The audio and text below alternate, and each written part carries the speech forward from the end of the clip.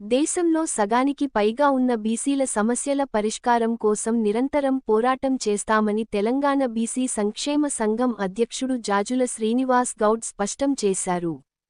Somajiguda press క్లబ్లో ఏర్పాటు చేసిన విలేకరుల సమావేశంలో ఆయన మాట్లాడుతూ, బీసీలకు 42% రిజర్వేషన్ సాధనకై ఢిల్లీ వేదికగా చేసిన నిరసన సభ విజయవంతమైనదని తెలిపారు. ఇదే స్ఫూర్తితో భవిష్యత్తులో కార్యక్రమాలను రూపొందిస్తామని స్పష్టం చేశారు.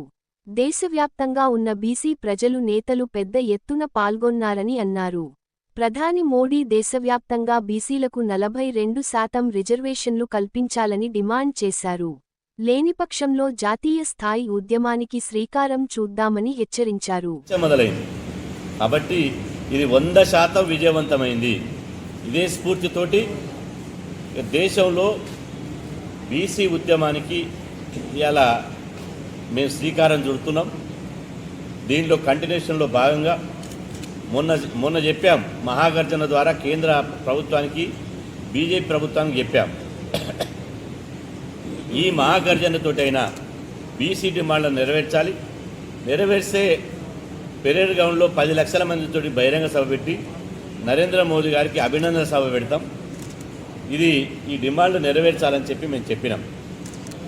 కానీ పార్లమెంట్ ముగిసింది, ఈ రోజు వరకు కూడా బీజేపీ నుంచి సానుకూలమైనటువంటి వైఖరి లేదు.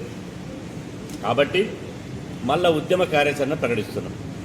భవిష్యత్తు ఉద్యమాన్ని ఇలా మా మిత్రులతో అందరితోటి, మా కార్యవర్గంతో అందరితో మాట్లాడి ఇవాళ కేంద్ర ప్రభుత్వం దిగి వచ్చే వరకు మా ఉద్యమాన్ని ఆపేది లేదు. ఢిల్లీలో మొదలుపెట్టినాం, అది దేశవ్యాప్తంగా విస్తరింపజేస్తాం. దేశంలో ఇవాళ అన్ని రాష్ట్రాలు పర్యటిస్తాం. దేశవ్యాప్తంగా ఉద్యమానికి శ్రీకారం చుడతాం. అందులో భాగంగానే ఏప్రిల్ ఈ నెలలో చివరి వారంలో హైదరాబాద్లో 29 రాష్ట్రాల ఓబీసీ ప్రతినిధులతోటి బీసీ జాతీయ ప్లీనరీని ఏర్పాటు చేస్తాం. అదేవిధంగా మళ్ళీ ఆ ప్లీనరీ తోటి కనుక ప్రభుత్వం దిగిరాకపోతే మే 2వ వారంలో 10 లక్షల మందితోటి పెరేడ్ గ్రౌండ్లో భారీ బహిరంగ సభ నిర్వహించబోతున్నాం.